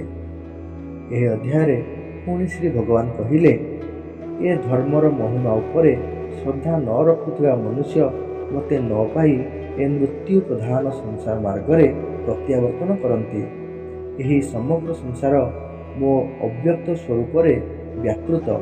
ସମସ୍ତ ଜୀବଗଣ ମୋଠାରେ ଅବସ୍ଥିତ, କିନ୍ତୁ ମୁଁ ସେମାନଙ୍କ ଭିତରେ ବାସ କରେ ନାହିଁ। ମୋର ଅଧ୍ୟକ୍ଷତାରେ ପ୍ରକୃତି ଚର ଅଚର ସମସ୍ତଙ୍କୁ ଉତ୍ପନ୍ନ କରୁଛି ଓ ଏହି କାରଣରୁ ଜଗତ ଚକ୍ର ପରି ଘୂରି ଚାଲିଛି। ହେ ପାର୍ଥ, ଅନନ୍ୟ ମନା ମହାତ୍ମାଗଣ ମୋର ଦୈବୀ ପ୍ରକୃତିକୁ ଆଶ୍ରା କରି ମୋତେ ଜୀବଗଣମାନଙ୍କର ଆଦି ଓ ଅବିନାଶୀ ବୋଲି ଜାଣି ମୋର ଭଜନ କରନ୍ତି। କିନ୍ତୁ ମୁଁ ଧର୍ମାଚରଣ ପଦ୍ଧତି, ମୁଁ ଯଜ୍ଞ, ମୁଁ ପିତୃପୁରୁଷଙ୍କୁ ଅର୍ପିତ ସାମଗ୍ରୀ, ମୁଁ ଔଷଧୀୟ ଉଦ୍ଭିଦ, ମୁଁ ମନ୍ତ୍ର, ମୁଁ ଘୃତ, ଅଗ୍ନି ଏବଂ ଯଜ୍ଞରେ ଅର୍ପଣ କରାଯାଉଥିବା ସାମଗ୍ରୀ ମଧ୍ୟ ମୁଁ ଅଟେ। ଯେ କେହି ନିମଗ୍ନ ଚିତ୍ତ ହୋଇ ଭକ୍ତିର ସହ ପତ୍ର, ପୁଷ୍ପ, ଫଳ ବା ଜଳ ଟିକିଏ ମୋତେ ଦେଇଥାଏ, ମୁଁ ସେହି ଭକ୍ତି ଉପହାର ଗ୍ରହଣ କରିଥାଏ। ହେ ଅର୍ଜୁନ, ତୁମେ ଯାହା କର, ଯାହା ଭକ୍ଷଣ କର, ଯାହା କିଛି ଯଜ୍ଞ ଆହୁତି ଦିଅ ଓ ଯାହା କିଛି ଦାନ କର, ଯେଉଁ ତପସ୍ୟା କର, ତାହା ମୋତେ ହିଁ ଅର୍ପଣ କର। ସମସ୍ତ ପ୍ରକାର କର୍ମ ଓ କର୍ମଫଳ ଭଗବାନଙ୍କୁ ଅର୍ପଣ କଲେ ତୁମେ କର୍ମବନ୍ଧନରୁ ଓ ଶୁଭ ଅଶୁଭର କର୍ମଫଳରୁ ମୁକ୍ତ ହୋଇଯିବ ଓ ସନ୍ନ୍ୟାସ ଯୋଗରେ ଦୃଢ଼ବ୍ରତୀ ହୋଇ ତୁମେ ମୁକ୍ତ ହୋଇଯିବ ଓ ମୋତେ ପ୍ରାପ୍ତ କରିବ। ମୁଁ ସକଳ ଜୀବମାନଙ୍କୁ ସମାନ ଭାବରେ ଦେଖେ ଓ ମୋର ଦୃଷ୍ଟିରେ କେହି ଘୃଣ୍ୟ ନୁହନ୍ତି କି କେହି ପ୍ରିୟ ନୁହନ୍ତି। ଯେ ମୋତେ ଭକ୍ତିରେ ଆରାଧନା କରନ୍ତି, ମୁଁ ତାଙ୍କଠାରେ ଓ ସେ ମୋଠାରେ ନିବାସ କରିଥାନ୍ତି। ମଦ୍ଗତି ଚିତ୍ତ ହୋଇ ମୋର ଭକ୍ତ ହୁଅ ଓ ମୋତେ ପୂଜା କର, ମୋତେ ନମସ୍କାର କର। ଏହିପରି ମୋଠାରେ ନିଜ ଆତ୍ମା ସଂଯୁକ୍ତ କରି ମୋତେ ଜୀବନର ଲକ୍ଷ୍ୟ କରିପାରିଲେ ମୋତେ ହିଁ ପ୍ରାପ୍ତ ହେବ। ଏହିପରି ଭାବରେ ଶ୍ରୀକୃଷ୍ଣ ଗମ୍ଭୀରତା ସହ ଘୋଷଣା କରୁଛନ୍ତି କି ଭକ୍ତର କଦାପି ବିନାଶ ହେବ ନାହିଁ। ସେଥିପାଇଁ ଅର୍ଜୁନଙ୍କୁ ତାଙ୍କ ପ୍ରତି ଗଭୀର ଭକ୍ତି ରଖିବାକୁ ସେ ଉପଦେଶ ପ୍ରଦାନ କରୁଛନ୍ତି। ଏହା ଶୁଣି ଅର୍ଜୁନ ଭଗବାନଙ୍କର ଦିବ୍ୟ ପ୍ରକଟୀକରଣ ବର୍ଣ୍ଣନା କରିବା ପାଇଁ ଅନୁରୋଧ କଲେ। ତାର ଅନୁରୋଧ ରକ୍ଷା କରି ଶ୍ରୀ ଭଗବାନ ତାଙ୍କର ଦିବ୍ୟ ପ୍ରକଟୀକରଣର ବର୍ଣ୍ଣନା 10ମ ଅଧ୍ୟାୟରେ କରିଛନ୍ତି। ହରେ କୃଷ୍ଣ। ହରେ କୃଷ୍ଣ। ନମସ୍କାର, ମୁଁ ସନ୍ଦୀପ। ଆଜି ଆପଣଙ୍କ ପାଖରେ ଶ୍ରୀମଦ୍ ଭଗବଦ ଗୀତାର 10ମ ଅଧ୍ୟାୟ, ଯାହାକି ବିଭୂତି ଯୋଗ, ତାହାକୁ ସଂକ୍ଷିପ୍ତ ରୂପେ ବର୍ଣ୍ଣନା କରିବାକୁ ଯାଉଅଛି। ପୂର୍ବ ଅଧ୍ୟାୟରେ ଶ୍ରୀ ଭଗବାନ କହିଥିଲେ ଯେ ଯଦି ଲୋକମାନେ ତାଙ୍କର ପୂଜା କରିବେ, ସର୍ବଦା ତାଙ୍କଠାରେ ଭକ୍ତ ହେବେ, ତେବେ ସେ ସେମାନଙ୍କର ପାଳନର ଉତ୍ତରଦାୟିତ୍ୱ ବହନ କରିବେ। ଏହି ଅଧ୍ୟାୟରେ ଶ୍ରୀ ଭଗବାନ ତାଙ୍କର ପରମ ରହସ୍ୟଯୁକ୍ତ ବଚନକୁ ପୁନଃ ଶ୍ରବଣ କରାଇଛନ୍ତି। ତାଙ୍କଠାରୁ ଏହି ରହସ୍ୟଯୁକ୍ତ ବଚନ ଶୁଣି ସାରିବା ପରେ ଅର୍ଜୁନ କହିଲେ, ଆପଣ ହିଁ ପରମ ବ୍ରହ୍ମ, ପରମ ଧାମ ଏବଂ ପରମ ପବିତ୍ର କାରକ, ଦିବ୍ୟ ଶାଶ୍ୱତ ପୁରୁଷ, ଆଦ୍ୟ ଦେବ, ଅଜନ୍ମା ଓ ସର୍ବ ଚରାଚର ବ୍ୟାପ୍ତ ବୋଲି ଦେବର୍ଷି ନାରଦଙ୍କ ସହିତ ଆଶିତ ବ୍ୟାସଦେବ ଆଦି ସକଳ ଋଷିଗଣ ଏହା କହିଛନ୍ତି। ପୁଣି ଏବେ ଆପଣ ହିଁ ସେହି କଥା ମୋତେ କହୁଛନ୍ତି। ତୁମର ଏହି ଦିବ୍ୟ ବିଭୂତି ତୁମେ ହିଁ କେବଳ କହିପାରିବ, ଯେଉଁ ବିଭୂତି ଦ୍ୱାରା ତୁମେ ଏ ଲୋକ ସମୂହରେ ପରିବ୍ୟାପ୍ତ ହୋଇ ରହିଅଛ। ହେ ମହାଯୋଗୀ, ମୁଁ କିପରି ଭାବରେ ଆପଣଙ୍କୁ ଧ୍ୟାନ କରି ଜାଣିପାରିବି ଓ କେଉଁ କେଉଁ ଭାବ ଦ୍ୱାରା ଆପଣ ମୋ ଦ୍ୱାରା ଚିନ୍ତନୀୟ ହେବେ? ତାହାପରେ ଶ୍ରୀ ଭଗବାନ କହିଲେ, ହେ ଗୁଡ଼ାକେଶ ଅର୍ଜୁନ, ମୁଁ ହେଉଛି ସର୍ବଜୀବଗଣମାନଙ୍କର ହୃଦୟରେ ଅବସ୍ଥିତ ଥିବା ଆତ୍ମା। ମୁଁ ସକଳ ଜୀବଗଣମାନଙ୍କର ଆଦ୍ୟ, ମଧ୍ୟ ଓ ଅନ୍ତ ଅଟେ। ମୁଁ ବେଦମାନଙ୍କରେ ସାମବେଦ, ଦେବତାମାନଙ୍କ ମଧ୍ୟରେ ବାସବ ବା ଇନ୍ଦ୍ର ଇନ୍ଦ୍ରାଦିମାନଙ୍କ ମଧ୍ୟରେ ମନ ଓ ଜୀବଗଣମାନଙ୍କ ମଧ୍ୟରେ ମୁଁ ହେଉଛି ଚେତନା। ଏହିପରି ଭାବରେ ଶ୍ରୀକୃଷ୍ଣ କହିଲେ ଯେ ବସ୍ତୁତଃ ଯାହା କିଛି ବି ଶୁଭ ଏବଂ ମହାନ ଅଟେ, ତାହାର ସାର ମୁଁ ଅଟେ, ତଥା ସମଗ୍ର ସୃଷ୍ଟି ମୋର ବୈଭବର ଏକ ଅଂଶ ଦ୍ୱାରା ଧାରଣ କରାଯାଇଅଛି। ଶ୍ରୀକୃଷ୍ଣଙ୍କ ଠାରୁ ଭଗବାନଙ୍କର ଏହି ରହସ୍ୟଯୁକ୍ତ ବଚନ ଶୁଣି ସାରିବା ପରେ ଅର୍ଜୁନଙ୍କୁ ତାଙ୍କର ବିଶ୍ୱରୂପ ଦେଖିବାକୁ ଆଗ୍ରହ ହେଲା ଏବଂ ସେ ଶ୍ରୀକୃଷ୍ଣଙ୍କୁ ତାଙ୍କର ବିଶ୍ୱରୂପ ଦେଖାଇବା ପାଇଁ ଅନୁରୋଧ କଲେ। ତାଙ୍କର ଅନୁରୋଧ ରକ୍ଷା କରି ଶ୍ରୀ ଭଗବାନ ତାଙ୍କର ବିଶ୍ୱରୂପ ଦେଖାଇଥିଲେ, ଯାହାକୁ ଆମେ ଶ୍ରୀମଦ୍ ଭାଗବତ ଗୀତାର 11 ଅଧ୍ୟାୟରେ ପଢ଼ିବା। ହରେ କୃଷ୍ଣ। ହରେ କୃଷ୍ଣ। ନମସ୍କାର, ମୁଁ ସନ୍ଦୀପ ଆପଣମାନଙ୍କ ନିକଟରେ ଆଜି ଶ୍ରୀମଦ୍ ଭାଗବତ ଗୀତାର 11 ଅଧ୍ୟାୟ, ଯାହାକି ବିଶ୍ୱରୂପ ଦର୍ଶନ ଯୋଗ, ତାହାର ସଂକ୍ଷିପ୍ତ ବର୍ଣ୍ଣନା କରିବାକୁ ଯାଉଅଛି। ଗତ ଅଧ୍ୟାୟରେ ଯୋଗେଶ୍ୱର ଶ୍ରୀକୃଷ୍ଣ ନିଜର ପ୍ରଧାନ ବିଭୂତିମାନଙ୍କର ବର୍ଣ୍ଣନା ସଂକ୍ଷେପରେ କରିଛନ୍ତି, କିନ୍ତୁ ଅର୍ଜୁନଙ୍କୁ ମନେ ହେଲା ଯେ ସେ ବିସ୍ତାର ପୂର୍ବକ ଶୁଣିନେଲେ। ସେ କହିଲେ, ଆପଣଙ୍କ ବାଣୀ ଶୁଣି ମୋର ସମ୍ପୂର୍ଣ୍ଣ ମୋହ ନଷ୍ଟ ହୋଇଗଲା, କିନ୍ତୁ ଆପଣ ଯାହା କହିଲେ ତାହାକୁ ପ୍ରତ୍ୟକ୍ଷ ଦେଖିବାକୁ ଚାହୁଁଛି। ଏବଂ ଅର୍ଜୁନ କହିଲେ ଯେ, ହେ ପରମେଶ୍ୱର, ଆପଣ ଯେପରି ନିଜ ସ୍ୱରୂପ ବିଷୟରେ କହିଲେ, ହେ ପୁରୁଷୋତ୍ତମ, ମୁଁ ଆପଣଙ୍କର ସେହି ପ୍ରକାର ଐଶ୍ୱରିକ ରୂପ ଦେଖିବାକୁ ଇଚ୍ଛା କରେ। ତାହାପରେ ସଞ୍ଜୟ କହିଲେ, ଯାହା ବି ଅର୍ଜୁନ ଦେଖିଲେ ମୁଁ ଆପଣଙ୍କ ନିକଟରେ ବର୍ଣ୍ଣନା କରୁଛି।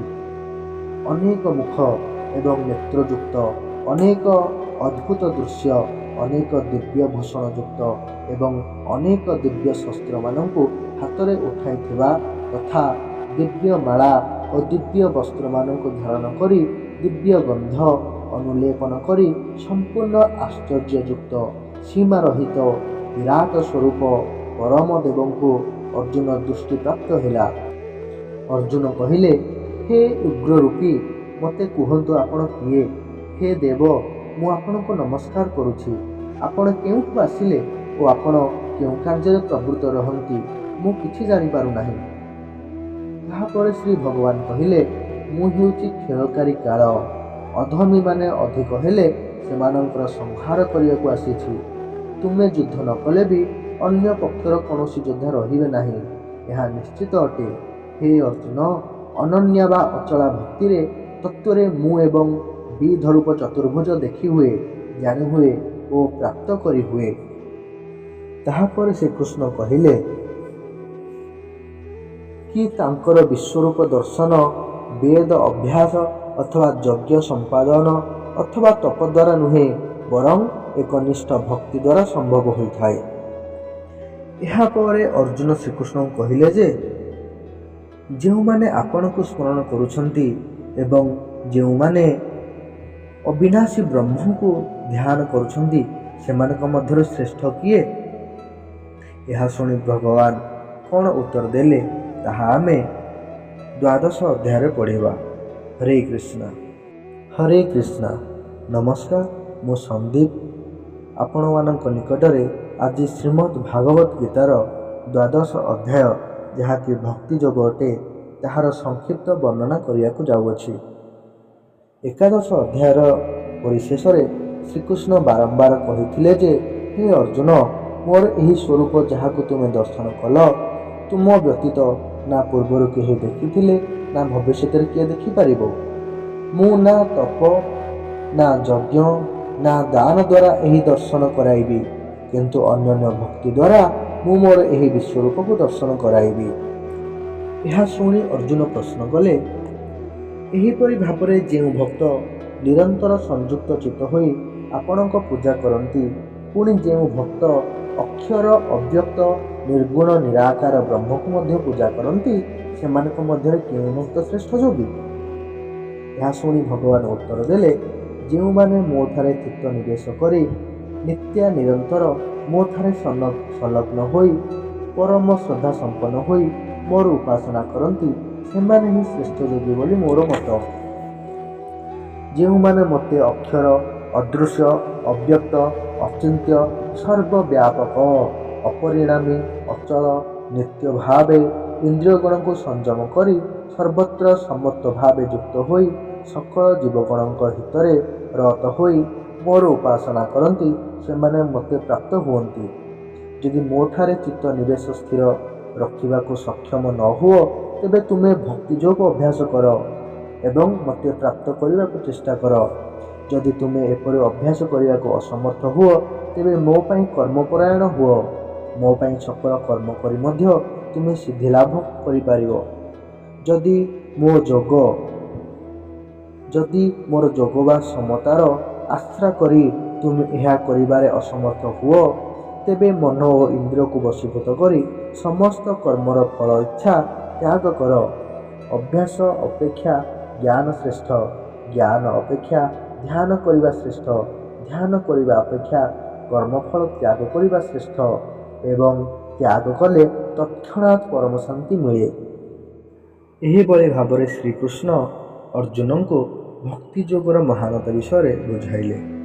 ହରେ କୃଷ୍ଣ। ହରେ କୃଷ୍ଣ। ନମସ୍କାର, ମୁଁ ସନ୍ଦୀପ।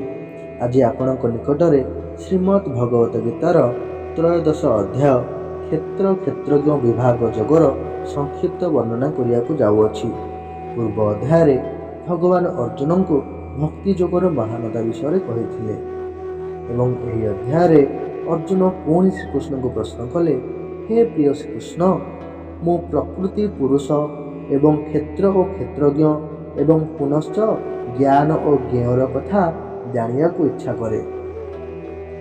ଭଗବାନ ଉତ୍ତରରେ କହିଲେ, ହେ କୁନ୍ତିପୁତ୍ର, ଏହି ଶରୀରକୁ କ୍ଷେତ୍ର କୁହାଯାଏ ଏବଂ ଯିଏ ଏ ଶରୀର କଥା ଜାଣେ ତାହାକୁ କ୍ଷେତ୍ରଜ୍ଞ କୁହାଯାଏ। ହେ ଅର୍ଜୁନ, ମୁଁ ହିଁ ସକଳ କ୍ଷେତ୍ରର କ୍ଷେତ୍ରଜ୍ଞ ବୋଲି ଜାଣ। ମୋର ମତରେ କ୍ଷେତ୍ର ଓ କ୍ଷେତ୍ରଜ୍ଞ ବିଷୟକ ଜ୍ଞାନ ହିଁ ପ୍ରକୃତ ଜ୍ଞାନ। ତଥାପି ଏ ଶରୀରରେ ଆଉ ଜଣେ ଅଛନ୍ତି ଯିଏକି ପରମ ଉପଭୋଗକାରୀ ଅଟନ୍ତି। ସେ ଭଗବାନ ପରମ ଅଧ୍ୟକ୍ଷ ଅଟନ୍ତି ଏବଂ ସେ ମଧ୍ୟ ନିରୀକ୍ଷକ ଓ ଅନୁମୋଦନକାରୀ ହିସାବରେ ବିଦ୍ୟମାନ ଏବଂ ସେ ମଧ୍ୟ ପରମାତ୍ମା ରୂପେ ବୁଦ୍ଧିତ। ପ୍ରକୃତି ଦ୍ୱାରା ହିଁ ସକଳ କାର୍ଯ୍ୟ ସମ୍ପାଦିତ ହୁଏ ଏବଂ ଆତ୍ମା ଅକର୍ତ୍ତା ହୋଇ ରହିଥାଏ ବୋଲି ଯିଏ ଦେଖିପାରନ୍ତି ସେ ଯଥାର୍ଥ ଦେଖିପାରନ୍ତି। ଏହିଭଳି ଭାବରେ ଶ୍ରୀକୃଷ୍ଣ ବୁଝାଇ ଦେଲେ ଯେ କ୍ଷେତ୍ରଜ୍ଞ ଯିଏ ଆତ୍ମାର ଜ୍ଞାତା କ୍ଷେତ୍ରକୁ ଅର୍ଥାତ୍ ଶରୀରକୁ ଚୈତନ୍ୟ ଦ୍ୱାରା ପ୍ରକାଶିତ କରେ। ଯେଉଁଭଳି ସୂର୍ଯ୍ୟ ସମଗ୍ର ଜଗତକୁ ପ୍ରକାଶିତ କରିଥାଏ, ଠିକ୍ ସେହିଭଳି ଯିଏ କ୍ଷେତ୍ର ଏବଂ କ୍ଷେତ୍ରଜ୍ଞ ଉଭୟର ଭେଦକୁ ନିଜ ମଧ୍ୟରେ ଅନୁଭବ କରିପାରିଥାଏ ସେ ବ୍ରହ୍ମଲାଭ କରିବେ। ହରେ କୃଷ୍ଣ। ହରେ କୃଷ୍ଣ। ନମସ୍କାର, ମୁଁ ସନ୍ଦୀପ। ଆଜି ଆପଣମାନଙ୍କ ନିକଟରେ ଶ୍ରୀମଦ୍ ଭଗବତ ଗୀତାର ଚତୁର୍ଦ୍ଦଶ ଅଧ୍ୟାୟ ଗୁଣତ୍ରୟ ବିଭାଗ ଯୋଗର ସଂକ୍ଷିପ୍ତ ବର୍ଣ୍ଣନା କରିବାକୁ ଯାଉଛି। ପୂର୍ବ ଅଧ୍ୟାୟରେ ଶ୍ରୀ ଭଗବାନ କ୍ଷେତ୍ର ଓ କ୍ଷେତ୍ରଜ୍ଞ ବିଷୟରେ ବୁଝାଇଥିଲେ। ଏହି ଅଧ୍ୟାୟରେ ଜ୍ଞାନମାନଙ୍କର ମଧ୍ୟ ଅତି ଉତ୍ତମ ଜ୍ଞାନକୁ ସେ ଅର୍ଜୁନଙ୍କୁ ବୁଝାଇଛନ୍ତି। ଶ୍ରୀ ଭଗବାନ କହିଲେ, ହେ ଅର୍ଜୁନ, ସତ୍ତ୍ୱ ରଜ ତମ ଆଦି ଗୁଣଗୁଡ଼ିକ ଅବ୍ୟୟ ଦେହଧବ ବା ଦେହଧାମୀ ଆତ୍ମାକୁ ଦେହରେ ବନ୍ଧନ କରି ରଖନ୍ତି। ହେ ଅର୍ଜୁନ, ସତ୍ୱଗୁଣ ଜୀବକୁ ସୁଖରେ, ରଜଗୁଣ କର୍ମରେ ଲିପ୍ତ କରି ମନୁଷ୍ୟ ରୂପରେ ବିଜୟ ଲାଭ ପାଏ ଏବଂ ତମଗୁଣ ଜୀବର ଜ୍ଞାନକୁ ଆଚ୍ଛାଦିତ କରି ପ୍ରମାଦରେ ଲିପ୍ତ ରଖେ। ସତ୍ୱଗୁଣୀ ବ୍ୟକ୍ତିମାନେ ଊର୍ଦ୍ଧ୍ୱଲୋକକୁ ଗମନ କରନ୍ତି ଓ ରଜଗୁଣୀ ମଧ୍ୟଲୋକରେ ଅବସ୍ଥାନ କରନ୍ତି। ମାତ୍ର ଜଘନ୍ୟ ଗୁଣ ସମ୍ପନ୍ନ ନୀଚବୁଦ୍ଧି ତମୋଗୁଣ ବ୍ୟକ୍ତି ଅଧୋଗତି ଲାଭ କରନ୍ତି। ଯେ ଦ୍ରଷ୍ଟା ଦେଖିପାରନ୍ତି ଯେ ଗୁଣ ବ୍ୟତୀତ ଅନ୍ୟ କର୍ତ୍ତା କେହି ନାହାନ୍ତି ଓ ନିଜକୁ ଗୁଣରୁ ଅତୀତ ବୋଲି ଜାଣିପାରନ୍ତି, ସେ ମୋର ଭାବକୁ ପ୍ରାପ୍ତ ହୁଅନ୍ତି। ଏହା ଶୁଣି ଅର୍ଜୁନ କହିଲେ, ହେ ପ୍ରଭୁ, ତ୍ରିଗୁଣକୁ ଅତିକ୍ରମ କଲେ କି କି ଲକ୍ଷଣ ପ୍ରକଟିତ ହୁଏ ଏବଂ ତ୍ରିଗୁଣାତୀତ ଯୋଗୀମାନଙ୍କର ଆଚରଣ ବ୍ୟବହାର କିପରି ଆଉ କିପରି ତ୍ରିଗୁଣକୁ ଅତିକ୍ରମ କରାଯାଇପାରିବ? ଏହା ଶୁଣି ଶ୍ରୀ ଭଗବାନ କହିଲେ, ଯେଉଁ ପୁରୁଷ ସତ୍ୱଗୁଣର କାର୍ଯ୍ୟରୂପ ଈଶ୍ୱରୀୟ ପ୍ରକାଶ, ରଜଗୁଣର କାର୍ଯ୍ୟରୂପ ପ୍ରବୃତ୍ତି ଏବଂ ତମଗୁଣର କାର୍ଯ୍ୟରୂପ ମୋହ ଦ୍ୱାରା ପ୍ରବୃତ୍ତ ହେବାରେ ନା ତ ଖରାପ ମାନିଥାଏ ନା ନିବୃତ୍ତ ହେବା ନିମନ୍ତେ ତାର ଆକାଂକ୍ଷା ହିଁ ରହିଥାଏ, ତଥା ଯିଏ ଏହା ଭାବି ସ୍ଥିର ରହେ କି ଏହି ଗୁଣଗୁଡ଼ିକ ନିଜ ଭିତରେ ଅଛି ଏବଂ ସର୍ବଦା ନିଜ ଆତ୍ମାରେ ସ୍ଥିର ରହି ସୁଖ ଦୁଃଖ ପୃଥିବୀ ପଥର ସୁନାକୁ ସମାନ ରୂପରେ ଦେଖେ, ଧୈର୍ଯ୍ୟବାନ ଅଟେ, ସୁଖ ଅପ୍ରିୟ ନିନ୍ଦା ଓ ପ୍ରଶଂସାକୁ ସମାନ ରୂପରେ ଦେଖେ ଏବଂ ଯିଏ ମାନ ଅପମାନ ମିତ୍ର ଶତ୍ରୁକୁ ସମାନ ଭାବେ ଦେଖେ ସେ ସମସ୍ତ ପ୍ରକାର ସକାମ କର୍ମର ପ୍ରଚେଷ୍ଟା ତ୍ୟାଗ କରିଥାଏ ଏବଂ ସେ ହିଁ ଗୁଣାତୀତ ଅଟେ। ଏହିଭଳି ଭାବରେ ଶ୍ରୀକୃଷ୍ଣ ତ୍ରିଗୁଣମୟୀ ମାୟା ଦ୍ୱାରା ଆଚ୍ଛାଦିତ ହୋଇଥିବା ସଂସାରରୁ କିପରି ମୁକ୍ତି ପାଇବା ତାହା ବିଷୟରେ ବର୍ଣ୍ଣନା କଲେ। ଏହା ଶୁଣି ସଂସାର କ'ଣ ତାହା ବିଷୟରେ ଜାଣିବାକୁ ଅର୍ଜୁନ ଇଚ୍ଛା ପ୍ରକଟ କଲେ ଏବଂ ତାହାର ଉତ୍ତର ଭଗବାନ ପଞ୍ଚଦଶ ଅଧ୍ୟାୟରେ ବର୍ଣ୍ଣନା କରିଛନ୍ତି। ହରେ କୃଷ୍ଣା। ହରେ କୃଷ୍ଣା। ନମସ୍କାର, ମୁଁ ସନ୍ଦୀପ। ଆଜି ଆପଣମାନଙ୍କ ନିକଟରେ ଶ୍ରୀମଦ୍ ଭାଗବତ ଗୀତାର ପଞ୍ଚଦଶ ଅଧ୍ୟାୟ, ଯାହାକି ପୁରୁଷୋତ୍ତମ ଯୋଗ, ତାହାର ସଂକ୍ଷିପ୍ତ ବର୍ଣ୍ଣନା କରିବାକୁ ଯାଉଅଛି। ମହାପୁରୁଷମାନେ ସଂସାରକୁ ବିଭିନ୍ନ ଦୃଷ୍ଟାନ୍ତ ଦ୍ୱାରା ବୁଝାଇବାକୁ ପ୍ରୟାସ କରିଛନ୍ତି, କିନ୍ତୁ ଏଠାରେ ଶ୍ରୀକୃଷ୍ଣ ସଂସାରକୁ ଏକ ଓଲଟା ବୃକ୍ଷ ସଦୃଶ ବୁଝାଇବାକୁ ଚେଷ୍ଟା କରିଛନ୍ତି। ଗୋଟିଏ ବୀଜ ମାଟିରେ ପଡ଼ିଲେ ତାହା ବୃକ୍ଷର ରୂପ ଧାରଣ କରେ, ଅର୍ଥାତ୍ ବୃକ୍ଷର ମହାନ ଅଂଶ ନିମ୍ନ ଭାଗରେ ଥାଏ, ଅର୍ଥାତ୍ ବୃକ୍ଷର ମୂଳ ନିମ୍ନ ଭାଗରେ ଥାଏ। କିନ୍ତୁ ଏହି ସଂସାର ବୃକ୍ଷ ତାହାର ମୂଳ ଊର୍ଦ୍ଧ୍ୱ ଭାଗରେ ଥାଏ। ତାହାର ମୂଳ କିଏ? ତାହାକୁ ଶ୍ରୀ ଭଗବାନ ବର୍ଣ୍ଣନା କରିଛନ୍ତି। ଶ୍ରୀ ଭଗବାନ କହିଲେ, ସଂସାର ବୃକ୍ଷର ମୂଳରେ ପରମାତ୍ମା ଅଛନ୍ତି ଏବଂ ତାହାର ତଳକୁ ତଳକୁ ଶାଖା ପ୍ରଶାଖା ଅଛି। ସର୍ବନିମ୍ନରେ ପତ୍ର ରୂପରେ ବେଦ ଅଛି। ଯେଉଁ ପୁରୁଷ ସଂସାର ରୂପ ଗଛକୁ ଦେଖି ପରମାତ୍ମାକୁ ଚିହ୍ନଟ କରିପାରେ ତାହାକୁ ବେଦଜ୍ଞ କହନ୍ତି। ବୃକ୍ଷର ଶାଖା କିଛି ଉପରକୁ ଓ କିଛି ତଳକୁ ଅଛି, ଯେଉଁଥିରେ 3 ଗୁଣ ଦ୍ୱାରା ବଢ଼ୁଥିବା ବିଷଭୋଗ ବସ୍ତୁ ଅଛି। ତଳ ଆଡ଼କୁ କୀଟପତଙ୍ଗ ଏବଂ ଉପରକୁ ଦେବତା ଠାରୁ ବ୍ରହ୍ମା ପର୍ଯ୍ୟନ୍ତ ଅଛନ୍ତି। କେବଳ ମନୁଷ୍ୟ କର୍ମ ଅନୁସାରେ ବାନ୍ଧି ହୋଇଥାଏ। ଏହି ସୁଦୃଢ଼ ମୂଳଯୁକ୍ତ ସଂସାର ରୂପୀ ବୃକ୍ଷକୁ ବୈରାଗ୍ୟ ରୂପୀ ଶସ୍ତ୍ର ଦ୍ୱାରା ଛେଦ ନ କରି ଏହି ପ୍ରକୃତିର ସମ୍ବନ୍ଧ ବିଚ୍ଛେଦ ହୋଇପାରିଥାଏ। ସଂସାରରୁ ସମ୍ବନ୍ଧ ଛାଡ଼ିଲା ପରେ ସେହି ପରମପଦ ପରମାତ୍ମାଙ୍କୁ ଭଲ ରୂପେ ଖୋଜିବା ଆବଶ୍ୟକ। ଏହା ନିମନ୍ତେ ସଦ୍ଗୁରୁଙ୍କ ପ୍ରତି ପୂର୍ଣ୍ଣ ରୂପରେ ସମର୍ପଣ ଆବଶ୍ୟକ। ଏହାପରେ ଯାହାର ମୋହ ଏବଂ ମାନ ନଷ୍ଟ ହୋଇଛି, ସଙ୍ଗ ଦୋଷରୁ ଜୟ ପାଇଛି, ପରମାତ୍ମାଙ୍କର ସ୍ୱରୂପରେ ଯାହାର ମନ ନିତ୍ୟ ସ୍ଥିର, କାମନା ନାହିଁ, ସୁଖ ଦୁଃଖରୁ ନିବୃତ୍ତ, ସେ ଜ୍ଞାନୀ ଅବିନାଶୀ ପରମ ପଦକୁ ପ୍ରାପ୍ତ ହୋଇଥାନ୍ତି ଓ ମୋ ଧାମକୁ ଯାଇଥାନ୍ତି। ଯେଉଁ ଧାମକୁ ସୂର୍ଯ୍ୟ, ଚନ୍ଦ୍ର ଓ ଅଗ୍ନି ଆଲୋକିତ କରିପାରନ୍ତି ନାହିଁ ଏବଂ ଯେଉଁ ଧାମକୁ କେହି ଗଲେ ଆଉ ଫେରନ୍ତି ନାହିଁ, ସେ ହିଁ ମୋର ପରମ ଧାମ। ଏହିପରି ଭାବରେ ଶ୍ରୀକୃଷ୍ଣ ବୁଝାଇଲେ ଯେ ଏହି ସଂସାରରେ 2 ପ୍ରକାରର ପୁରୁଷ ବା ପ୍ରାଣୀ ରହିଛନ୍ତି। ଗୋଟିଏ ହେଉଛି କ୍ଷର, ଅନ୍ୟଟି ହେଉଛନ୍ତି ଅକ୍ଷର।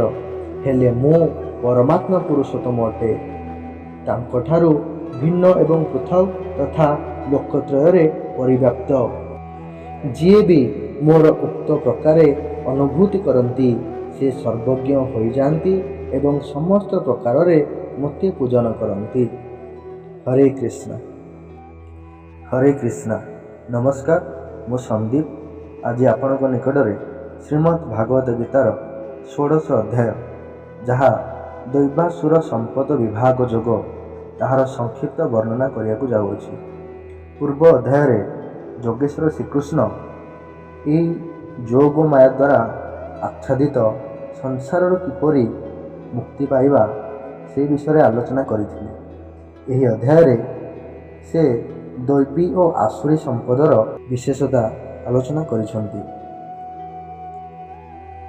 ସେ ଆସୁରୀ ସ୍ୱଭାବର ଯୁକ୍ତ ପୁରୁଷ ଓ ଦୈବୀ ସ୍ୱଭାବର ଯୁକ୍ତ ପୁରୁଷ ମଧ୍ୟରେ ପାର୍ଥକ୍ୟ ଦର୍ଶାଇଛନ୍ତି। ଶ୍ରୀ ଭଗବାନଙ୍କ ମତରେ ଏହିସବୁ ଲକ୍ଷଣ ଦୈବୀ ସମ୍ପଦ ଯୁକ୍ତ ପୁରୁଷଙ୍କଠାରେ ଦେଖାଯାଏ, ଯଥା ନିର୍ଭୀକତା, ସତ୍ୱଗୁଣ, ଜ୍ଞାନ ଯୋଗ, ଦାନ, ଇନ୍ଦ୍ରିୟ ସଂଯମ, ଯଜ୍ଞ, ତପସ୍ୟା, ସ୍ୱାଧ୍ୟାୟ, ସରଳତା ଓ ପୁଷ୍ଟବାଦିତା, ଅହିଂସା, ସତ୍ୟବାଦିତା, କ୍ରୋଧହୀନତା, କାମନା ତ୍ୟାଗ, ଶାନ୍ତି, ଉଦାରତା, ସର୍ବଜୀବେ ଦୟା, ନିର୍ଲୋଭତା, ଲୋକଲଜ୍ଜା, କୋମଳତା ଓ ଅଚପଳତା। ତା ସହିତ ତେଜ, କ୍ଷମା, ଧୈର୍ଯ୍ୟ, ଶୌଚ, ଐବରତା, ଅନଭିମାନିତା ଏମାନେ ହେଉଛନ୍ତି ଦୈବୀ ସମ୍ପଦ। ହେ ପାର୍ଥ, ଦମ୍ଭ, ଦର୍ପ, ଅଭିମାନ, ଅଜ୍ଞାନତା, କ୍ରୋଧ, ନିଷ୍ଠୁର ବାକ୍ୟ ଏହିସବୁ ଆସୁରୀ ସମ୍ପଦ ବ୍ୟକ୍ତିର ଲକ୍ଷଣ ହୋଇଥାଏ। ଅନେକ ବିକ୍ଷିପ୍ତ ଚିନ୍ତାରେ ବିଭ୍ରାନ୍ତ ଚିତ୍ତ ହୋଇ ମୋହଜାଲରେ ଛନ୍ଦି ହୋଇ କାମନା ଭୋଗ୍ୟ ବିଷୟରେ ଆସକ୍ତ ଲୋକମାନେ ପୂତି ଗନ୍ଧଳ ନର୍କରେ ପଡ଼ନ୍ତି। କାମ, କ୍ରୋଧ ଓ ଲୋଭ ଏହି ତିନି ନରକର ଦ୍ୱାର ପଥରୁ ମନୁଷ୍ୟ ମୁକ୍ତ ହୋଇ ନିଜର ଯାହା ଉଚିତ ପଥ ତାହା ଆଚରଣ କରି ନିଶ୍ଚୟ ପରମଗତି ପ୍ରାପ୍ତ ହୋଇଥାନ୍ତି। ସୁତରାଂ ଶାସ୍ତ୍ର ପ୍ରମାଣରେ ବ୍ୟବସ୍ଥା ହୋଇଥିବା କରଣୀୟ ଓ ଅକରଣୀୟ ସମସ୍ତ ଜାଣିସାରିଲା ପରେ ଶାସ୍ତ୍ର ବିଧି ବିଧାନ କଥିତ କର୍ମ କରିବା ଉଚିତ। ଏହିପରି ଭାବରେ ଶ୍ରୀକୃଷ୍ଣ ଚରିତ୍ରର ସେହି ଲକ୍ଷଣ ଗୁଡ଼ିକ କହିଲେ ଯାହା ବ୍ୟକ୍ତିକୁ ଦିବ୍ୟ ବା ଆସୁରୀ ସ୍ୱଭାବ ବିଶିଷ୍ଟ କରିଦେଇଥାଏ। ଦୈବୀ ଗୁଣ ମୁକ୍ତି ଦିଗରେ ଅଗ୍ରସର କରାଇବା ସ୍ଥଳେ ଆସୁରୀ ଗୁଣ ବନ୍ଧନ ଦିଗରେ ଅଗ୍ରସର କରାଇଥାଏ। ଶ୍ରୀକୃଷ୍ଣଙ୍କର ଏହି କଥା ଶୁଣି ଅର୍ଜୁନଙ୍କ ମନରେ ପୁଣି ସଂଶୟ ଆସିଲା ଯେ ଯେଉଁ ମନୁଷ୍ୟ ଶାସ୍ତ୍ର ବିଧିକୁ ଅନୁକରଣ ନ କରି ଶ୍ରଦ୍ଧାର ସହିତ ଯଜ୍ଞ କରିଥାଏ ସେମାନଙ୍କର କିପରି ଗତି ହୋଇଥାଏ। ଏହାର ଉତ୍ତରରେ ଭଗବାନ କ'ଣ କହିଲେ ତାହା ଆମେ 17 ଅଧ୍ୟାୟରେ ପଢ଼ିବା। ହରେ କୃଷ୍ଣ। ହରେ କୃଷ୍ଣ। ନମସ୍କାର, ମୁଁ ସନ୍ଦୀପ। ଆଜି ଆପଣଙ୍କ ନିକଟରେ ଶ୍ରୀମଦ୍ ଭାଗବତ ଗୀତାର 17 ଅଧ୍ୟାୟ ଯାହା ଶ୍ରଦ୍ଧାତ୍ରୟ ବିଭାଗ ଯୋଗ ତାହାକୁ ସଂକ୍ଷିପ୍ତ ରୂପରେ ବର୍ଣ୍ଣନା କରିବାକୁ ଯାଉଛି। 16 ଅଧ୍ୟାୟରେ ଶ୍ରୀକୃଷ୍ଣ ସ୍ପଷ୍ଟ କରିଥିଲେ ଯେ କାମ, କ୍ରୋଧ ଏବଂ ଲୋଭକୁ ତ୍ୟାଗ କରିବା ପରେ ହିଁ କର୍ମ ପ୍ରାରମ୍ଭ ହୋଇଥାଏ। ନିୟତ କର୍ମକୁ ନ କରି ନା ସୁଖ, ନା ସିଦ୍ଧି, ନା ପରମମୁକ୍ତି ମିଳିଥାଏ।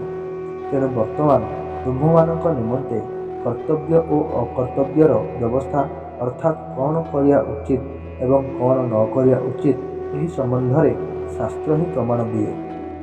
କୌଣସି ଅନ୍ୟ ଶାସ୍ତ୍ର ନୁହେଁ। ଗୀତା ସ୍ୱୟଂ ଗୋଟିଏ ଶାସ୍ତ୍ର ଅଟେ।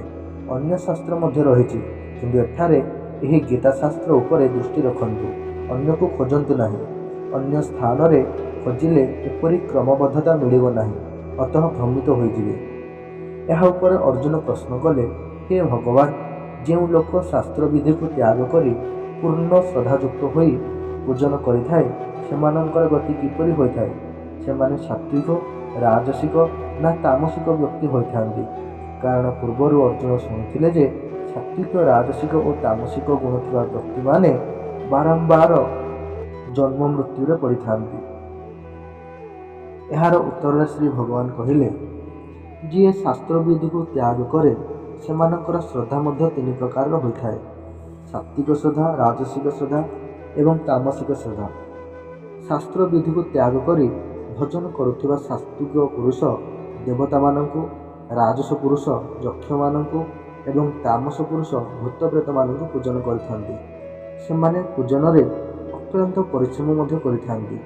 ଯେଉଁ ସବୁ ଖାଦ୍ୟ ଆୟୁଷ, ଶୁଦ୍ଧତା, ଶକ୍ତି, ସ୍ୱାସ୍ଥ୍ୟ, ଆନନ୍ଦ, ସୁଖ ଓ କ୍ଷୁଧା ବର୍ଦ୍ଧନ କରେ, ଯାହା ମଧୁର, କୋମଳ, ସ୍ନେହସାରପୂର୍ଣ୍ଣ, ରୁଚିକର, ତାହା ସାତ୍ୱିକ ବ୍ୟକ୍ତିର ପ୍ରିୟ ଖାଦ୍ୟ। ଫଳରେ ଆଶା ନ ରଖିଥିବା ବ୍ୟକ୍ତିଙ୍କ ଦ୍ୱାରା ବିଧି ଅନୁସାରେ ଯେପରି ଯଜ୍ଞ କରାଯିବା ଉଚିତ ମନ ଓ ଚିତ୍ତ ସ୍ଥିର କରି ସେପରି ଯଜ୍ଞ ଅନୁଷ୍ଠାନ କରାଗଲେ ତାହା ସାତ୍ୱିକ ବା ଶୁଦ୍ଧ ଯଜ୍ଞ ବୋଲି କହନ୍ତି। ଦେବତା, ବ୍ରାହ୍ମଣ, ଗୁରୁ ଓ ବିଜ୍ଞଜନମାନଙ୍କର ପୂଜା ଅର୍ଚ୍ଚନା, ଶୌଚ, ସରଳତା, ଅହିଂସା ଏବଂ ବ୍ରହ୍ମଚର୍ଯ୍ୟ ଏହିସବୁ ଶାରୀରିକ ତପସ୍ୟା ବୋଲି କୁହାଯାଏ। ଯେଉଁ ବଚନ ଅନ୍ୟର ଉଦ୍ବେଗର କାରଣ ନୁହେଁ, ଯେଉଁ ସତ୍ୟ ପ୍ରିୟ ଓ ହିତକର, ସେହିପରି ସ୍ୱାଧ୍ୟାୟ ଓ ଆଲୋଚନା ଇତ୍ୟାଦିକୁ ବାଚିକ ତପସ୍ୟା କୁହାଯାଏ। ମନ, ଚିତ୍ତର ପ୍ରସନ୍ନତା, ସୌମ୍ୟ ଭାବ, ମୌନତ୍ୱ ଭାବର ସମ୍ୟକ ଶୁଦ୍ଧି ଇତ୍ୟାଦି ମନର ଏହିସବୁ ଭାବାନ୍ତରକୁ ମାନସିକ ତପସ୍ୟା କୁହାଯାଏ। ଫଳରେ ଆଶା ନ ରଖି ଦୃଢ଼ ବା ଏକାଗ୍ର ଚିତ୍ତରେ ପରମ ଶ୍ରଦ୍ଧାରେ ବ୍ୟକ୍ତି ଯେଉଁ ତ୍ରିବିଧ ତପ କରନ୍ତି ତାହାକୁ ଜ୍ଞାନୀମାନେ ସାତ୍ୱିକ ତପସ୍ୟା କହିଥାନ୍ତି। ଦାନ ଦେବା ନିଜର କର୍ତ୍ତବ୍ୟ ମନେକରି ଉପଯୁକ୍ତ ସ୍ଥାନ, ଉପଯୁକ୍ତ ସମୟ ଏବଂ ଦାନ ଉପଯୋଗୀ ବ୍ୟକ୍ତି ଦେଖି ପ୍ରତି ଉପକାରର ଆଶା ନ ରଖି ଯେଉଁ ଦାନ ଦିଆଯାଏ ତାହା ସାତ୍ୱିକ ଦାନ ବୋଲି ଗ୍ରହଣ କରାଯାଏ। ହେ ଅର୍ଜୁନ, ପରମାତ୍ମାଙ୍କର ସତ୍ ନାମଟି ପ୍ରତ୍ୟେକ ସତ୍ତାରେ ଏବଂ ଶ୍ରେଷ୍ଠ ଭାବରେ ପ୍ରଯୁଜ୍ୟ ହୋଇଥାଏ ଏବଂ ଶୁଭଙ୍କର କାର୍ଯ୍ୟରେ ମଧ୍ୟ ସତ୍ ଶବ୍ଦ ବ୍ୟବହାର କରାଯାଏ। ଯଜ୍ଞରେ, ତପସ୍ୟାରେ ଓ ଦାନାଦି କର୍ମରେ ସତ୍ ଶବ୍ଦ ବ୍ୟବହାର କରି କର୍ତ୍ତାର ଏକନିଷ୍ଠ ସ୍ଥିତି ବ୍ୟକ୍ତ କରାଯାଏ। ପୁନଃ ସେହି ସମ୍ପର୍କିତ କର୍ମ ବା ଭଗବତ୍ ପ୍ରୀତ୍ୟର୍ଥେ କରାଯାଉଥିବା କର୍ମ ସତ୍ ଶବ୍ଦ ଦ୍ୱାରା ଅଭିହିତ ହୋଇଥାଏ। ଶ୍ରୀକୃଷ୍ଣ ଘୋଷଣା କରୁଛନ୍ତି କି ତିନି ଗୋଟି ଶବ୍ଦ ଓମ୍ ତତ୍ ସତ୍, ଯାହା ବ୍ରହ୍ମଙ୍କର ତ୍ରିଭେଦ ଉପାଧି ଅଟେ। ଏହି ଶବ୍ଦତ୍ରୟୀ ପ୍ରଭାବୀ ସୂତ୍ର ଭଳି କାମ କରନ୍ତି। ଯଦି ଏହା ଯଜ୍ଞ, ତପ ଆଉ ଦାନ ସମୟରେ ଉଚ୍ଚାରିତ ହୁଏ, ତେବେ ସମସ୍ତ ଅପୂର୍ଣ୍ଣତା ସୁଧୁରିଯାଏ।